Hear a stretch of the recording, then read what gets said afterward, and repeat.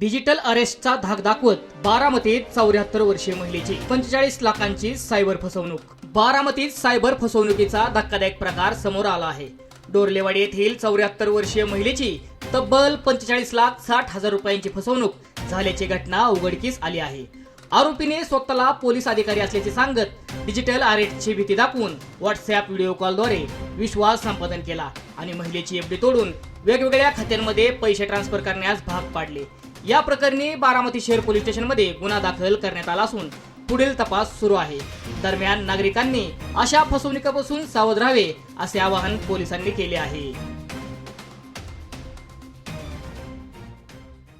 मी पी.आय. चिवड शेट्टी, बारामती शहर police station. Baramati शहर police स्टेशनमध्ये काल एक 74 वर्षाची एक वृद्ध महिला, तिचं नाव शकुंतला उद्धव खर्डे म्हणून, ती आपल्या बारामती पोलीस स्टेशनच्या हद्दीमध्ये डोरलेवाडी गाव आहे. त्या डोरलेवाडी गावामध्येच ती एक प्राथमिक शाळेमध्ये तिने अख्खं पूर्ण सर्व जीवन शिपाई म्हणून काम केलं आणि काही रिटायर झालेले पैसे, त्यातून तिने बचतीतून कमवलेले पैसे, असे सगळे पैसे सर्व एफ.डी वगैरे केलेली होती.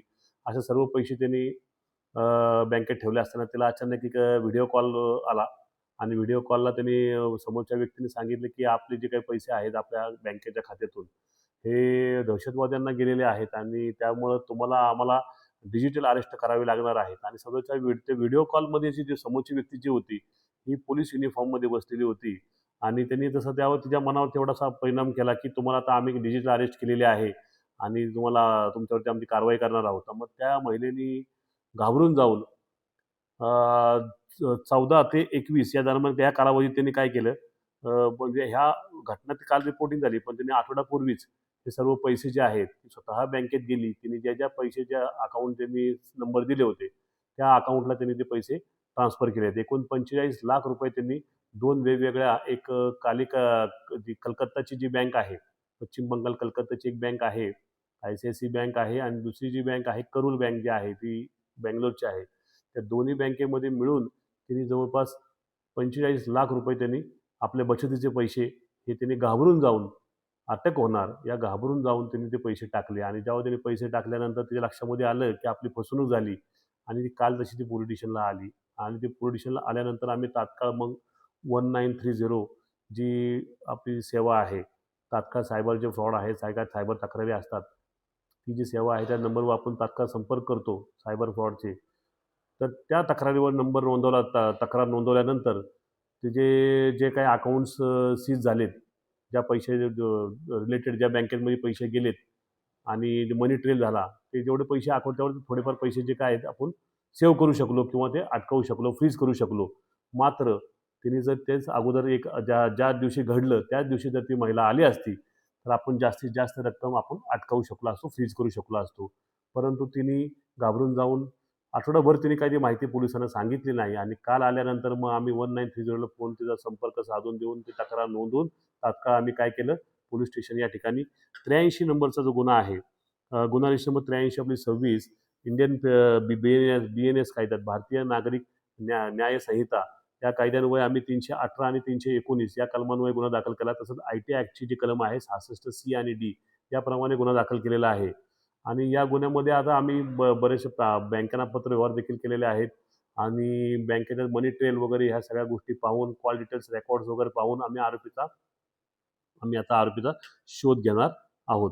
तर आमचा या बाबतीत आता आमचं म्हणणं की जर उशिरा झाल्यामुळं आम्हाला जे काही अकाउंट फ्रीज करता येणार होतं ते आम्हाला करता नाही आलं आणि त्याच्यामुळे जेवढे पैसे आम्हाला जास्तीत जास्त पैसे आम्हाला अटकवता आले असते किंवा पूर्ण पैसे देखील सुद्धा आम्ही म्हणजे फ्रीज करू शकलो असतो.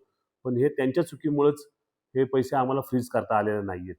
आणि अशा प्रकारच्या कोणत्याही जे पोलीस असो, वकील असो, जज असो, असे जे सांगून तुम्हाला पैसे मागतील किंवा तुम्हाला कुठला OTP शेअर करायला सांगतील, तर कृपा करून तुम्ही कुणालाही OTP शेअर करू नका.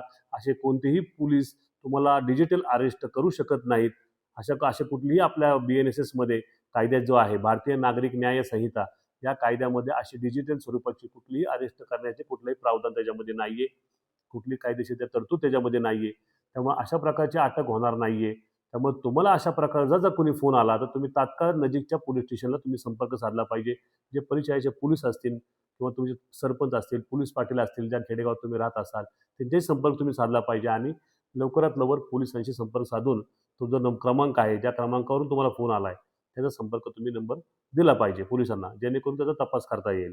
दुसरी गोष्ट 19 ज्या ठिकाणी तुम्ही असाल, ज्या तुमच्या अकाउंटमधून जर चुकून तुमच्याकडून जर एखादी काही चूक झाली, OTP शेअर केला आणि तुमच्या अकाउंटमधून जर काही पैसे गेले, तर 1930 1930 या क्रमांकावर तात्काळ फोन लावून त्यांना झालेली घटना सांगायची आहे. 1930 असा क्रमांक आहे, ज्यातून तुमचे जर सायबर फ्रॉड झाला, आपोआप तुमचे पैसे जर कट झाले असतील, तर ताबडतोब तुम्ही या क्रमांकाला जर फोन लावला, तर तात्काळ तुमचे ज्या अकाउंटमध्ये पैसे तुमचे गेलेले आहेत, त्या अकाउंटचे पैसे तुमचे तात्काळ फ्रीज केले जातात आणि ते पैसे तुम्हाला पुन्हा कायदेशीर प्रोसिजर करून तुम्हाला प्राप्त होतात किंवा ते दिले जातात.